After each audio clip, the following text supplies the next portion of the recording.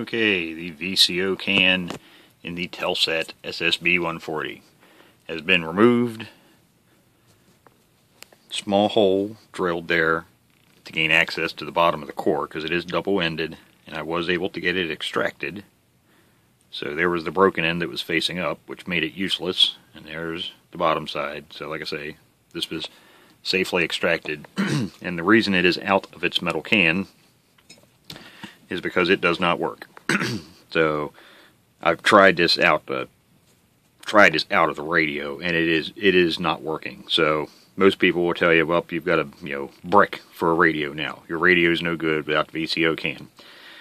And these can be repaired, as can the small ones like used in GE Super Basses that are only about that big. They have the little, usually a green box, might have a metal cover over that too, but they're about this big. These can be repaired. Yes, it is encased in a block of epoxy, which makes it an absolute nightmare. Now, these smaller versions of these, like I say, those are about that big. Those are... Neither of these are for the faint of heart to work on. If you're a dentist, you'll love this because you're doing some extracting. But the smaller ones are fairly easy. Like I say, they're about that long. And the reason they're simpler is there's a varactor diode that commonly goes bad in them. And actually, it's just about where that resistor is in this one. But all you got to do is chip away at this epoxy in the corner. Very carefully, chip away at it. And you can get in there to that diode and install a new varactor diode. I've done it I don't know how many times. These are a little more tricky. For starters, one of the biggest bungles that they did when they designed this damn thing was, notice something that's encased in epoxy in this that should not be encased in epoxy. An aluminum electrolytic capacitor. Bad idea. The one part that just goes bad by age you cannot get to in these things. So... like I say, this is not working, so it's no doubt in my mind probably the varactor diode's probably bad, which is right there, if you can see it inside, right there above my fingernail, standing up. So, I'm going that far, and to get in that guy, I'm going to go ahead and change this electrolytic capacitor while I'm in there as well. So what I'll do is, the first thing I do, there's actually a hole you see here in the bottom side of that board. I'll stick this in a drill press, and then have this sitting flat. And I'll drill a small hole straight up from here, and then I'll do a couple more down from the top, kind of around that capacitor. I'll go in this way. The nice thing about using a drill press is you can set your depth, how far down you want to drill in. But I'll drill down in, and that'll get me in far enough, then I can chip away at the rest of that with a small pair of snips. Snips as in meaning, reach over and grab some small thin jaw, shears, wire cutters. And same thing with the varactor diode. It's time consuming, but it can be done. Because like I said, now you can get, there is a guy in, where in the hell is he, England, that makes aftermarket VCO blocks. The problem is for starters, they're in England. He's not here in the US, so it's not like I pick up the phone and it'll be here in 1 or 2 days. But his are not they're not shielded. It's just basically a similar circuit on a small chunk of circuit board. I mean, pretty much anybody could whip that up, in a well-stocked, repair place. It's not that hard to make the damn things. Like I say, the problem is it's not in a shielded can like these. So I always, if I can, as long as they haven't been destroyed, and actually, I have one here because I wanted to show what one that is destroyed looks like. I pulled this one out of a radio a long time ago, and I keep this as a reminder of how not to do these. This one, I'm not going to say it's not repairable, but it would be hard. For starters, you can see how I got this one out. Just take like a Dremel tool and a grinding wheel, and just, because these are made out of brass, they're tinned brass. Okay, you can see the color of the metal there. So this is easy to fix once you get your repair done on that, put it back in the can. You can just solder this can back, solder right along the edges, because that's all you're doing. You're just nibbling away at the brass until boink, it pops out. Then you can get this epoxied in block out of it. But yeah, somebody did this one here, and that's why I keep this one as a reminder. They mangled it. For starters, you see there's a terminal missing. They were in there with screwdrivers trying to pry it up. They've got the trace. I think it's had a snap trace somewhere here along this side. they got in with a screwdriver. See that traces are all broke. So yeah, somebody really boggled this one. So yeah, that just, like I said, I keep that one to show people how not to repair VCO block, proper way to get into VCO block. So once I get along in this a little bit, you know, getting in, you know, digging my way down through the layer of epoxy into these two parts I'm going to change, I'll, you know, have a couple little sections to this video to show how the progress goes and what it looks like when it's completed before it goes back together. I want to show a little bit of progress on the VFO and how I crack into these little critters. And right now I'm working my way into this electrolytic capacitor. It honestly doesn't take that long if you use the proper tools. Like I say, first thing I did was drill a hole up through the bottom, because that's actually a fairly straight shot. I didn't go the whole way through, but up into a good way. I did that because this could lay flat on a drill press and drill that hole. And then from the outside, I mean, what you can use is, if you have a normal hand Dremel tool, that works fine. I use a 1/4 horsepower one motor on a ship with a flex shaft. Find it a lot easier. I can also run, I've got the mini sheen tool for on my paste desoldering machine that has the machine drive on it. So yeah, lots of options here. But you know, for standard person, normal Dremel tool, I usually start out with the Christmas tree. It's kind of hard to see here. If I turn this light off, it's kind of blinding. You see, that's the comes to a point. And what you're going to do is just slowly. And like I say, it doesn't take much time. These carbide burrs are very aggressive, but you just want to be careful. You know, pay close attention. Don't go trying to wipe off the whole thing with that, because once you go over the surface with it, it becomes, you know, you lose the transparency. Where right now, I can still see where the edge of all the components are. That's why I don't drill this hole the whole way up through. This still stays transparent, and I can see as I, you know, work my way into it. So, you know, don't go screwing up all the flat surfaces here, because you won't be able to see what you're working and not so much what you want to get to, but what you want to avoid. Because the last thing you want to do is go grinding right into all these ceramic capacitors or resistors and other parts in here. So just slowly work at it. Same thing on the bottom. You're just going to slowly, and what I do on the bottom here especially is I'll just grind down till I start to see the tips of the, you know, blobs of solder and the terminal leads where it comes through, and then I'll stop. And then if you go in here with, you know, like a small razor knife, you can usually just flake this off, this epoxy on the bottom, so you can actually get to the circuit traces. But this capacitor is pretty much to the point where I can pop it out now. So basically it's just come in from the back side. If I could get it to stand. So I can basically come in from the back side here with a small screwdriver and just pry it out. Like I say, I'll break through the rest of the epoxy here. I'll get that chipped away so I can get the circuit trace side, actually desolder it. And then it's just a matter of breaking actually the cap will come out. Usually the plastic covering, which has been, you know, cut away here a little bit from me grinding at it. But that'll get stuck in there. But yeah, the cap, you'll get that popped out, then you pull that piece of plastic out. And then to get to the diode, the actual varactor diode in here, which is that little guy right there, which seems to go bad in all of these things. These, and like I said, the smaller VCO blocks. But I'll attack that from kind of both sides. I like to leave this side transparent for the moment, so I can see it. So I'll, you know, I won't do any work from like here down. I'll leave it right there for the moment. I'll come in, probably using this same burr. I'll come in straight down through it to try to remove the, you know, the majority of the waste. So, you know, right about there, right above the diode there, I can come in and then work my way down around it, because you got to be careful. You've got the coil right here, that's this black part, the base of this transformer, and you've got components over here right beside it. So you want to be really careful that you don't go, like I say, digging into, you know, accidentally slipping off. So, yeah. And then if, you know, I need to get smaller, I actually have dental burrs. Yes, these are the kind that the nasty dentist uses to grind out your teeth. You know, I can get down really teeny tiny with these things. You know, small sizes. You know, I buy packs. These are straight ones, but these are actual real dental burrs. These aren't cheap Chinese ones. These are the actual real carbide dental burrs. The same thing. And that's actually who I got these from, was a dentist.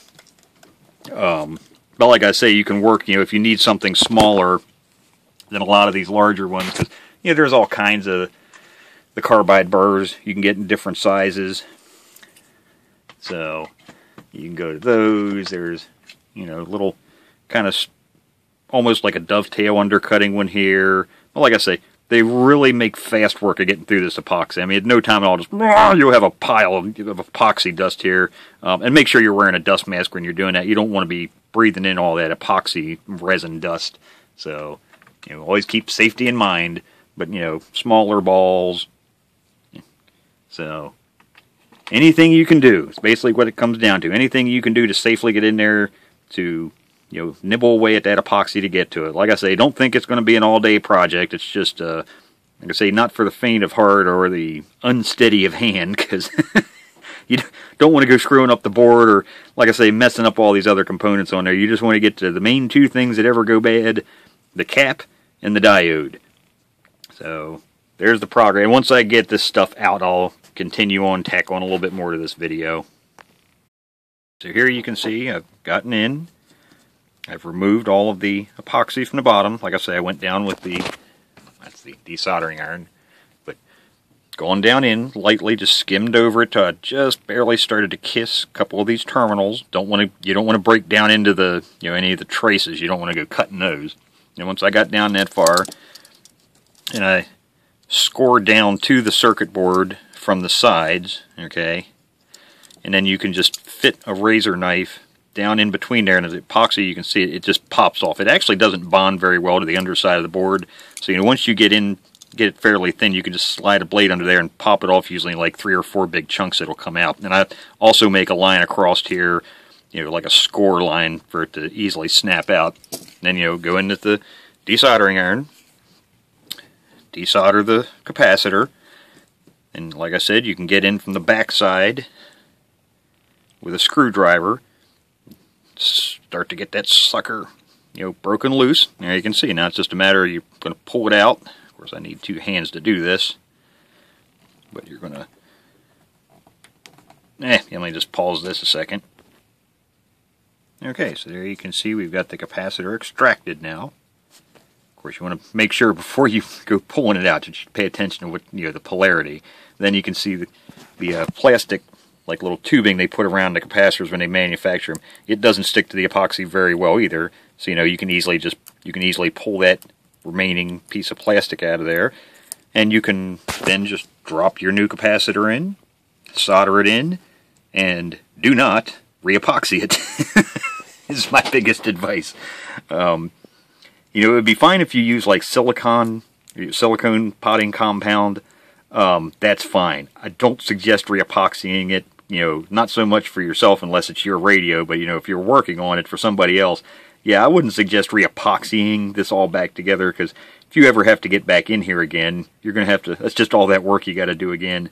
So, you know, you could use silicone potting compound, but honestly, this really doesn't need to be potted. You know, it does help with the thermal stability, and that's one of the reasons the Cybernets are so, what do I want to say, they're stable on frequency. They don't tend to drift as much, because the VCOs, you know, all of the components mainly for the VCO circuit, they're in here, and so a lot of the ones that where temperature would change, seeing as it's in a solid block like this, doesn't tend to change as much because it keeps the temperature consistent. But like I say, you can use, and that's usually what I use. I'll blob in a bunch of silicone potting compound, but that stuff, with your fingernails, you can just reach in there and pull it. Once that stuff dries, it just crumbles apart very easily. It's actually the same kind of epoxy they use in their, like in the GE Super Bases. They have all of the crystals are actually in little metal tins like this, you know, about that big. And they use the silicone potting compound. But like I say, it's kind of a very fragile, if you could call silicon brittle, but it's that type of stuff. And it's still, like I said, I goop some of that in there. But like I say, if I never need to get back into this VCO block again, I can just basically go in and it'll pop out in a chunk. So there's how you crack the Cybernet VCO blocks. A little bit of determination, a little bit of power tools, and you have it out in no time. Here you can see I've got the capacitor is replaced. A little bit dusty in there, but it's already installed, been soldered in. That's the new one. And then I'm now working my way down to the diode in there. And I've switched from the pointy one, which I like to use for getting to the cap side, when I do the one on this side, I use this one. Like I say, it's kind of like a dovetail bit, but it's also has serrations right on the end, so it's nice because you can plunge that one in. But so then, I'm slating. You can see I've got a step there. I came down from the top in there, slowly nibbled away till I just kissed the top of because the diode comes up and the lead bends over. So I came down with that from the top until I could just start to see the lead from the diode, and then I'll work my way in from the side here until I just start to see the side of it, and then I can go in with, I'll actually switch to one of these little tiny ones here, these little dental burrs, change the collet and handpiece, switch to one of these little teeny tiny dental burrs, and then I can get around each side of it, desolder it, and boink, it'll pop right out, just like the capacitor did. So let me continue digging into this critter. And here we are back with our finished and repaired Cybernet VCO block. So we have a brand new 4.7 microfarad electrolytic. I think the originals were something like 16 or 25. This is a 50 volter Nichicon PW series. And then a new varactor diode installed. Doesn't look like your normal diode. These look like, a standard transistor package, but there are two terminals. That's actually the varactor diode. And I know a lot of people are going to say, oh, but you can't get those anymore. That's a BB, I forget what the hell they are, 122s, I think. I can't find them anywhere. Well, there's plenty of other varactor diodes that are perfectly suitable to replace the original that are in there. And probably one of the easiest to find is going to be an NTE. NTE 612. That's what that is, installed in the VCO block right now.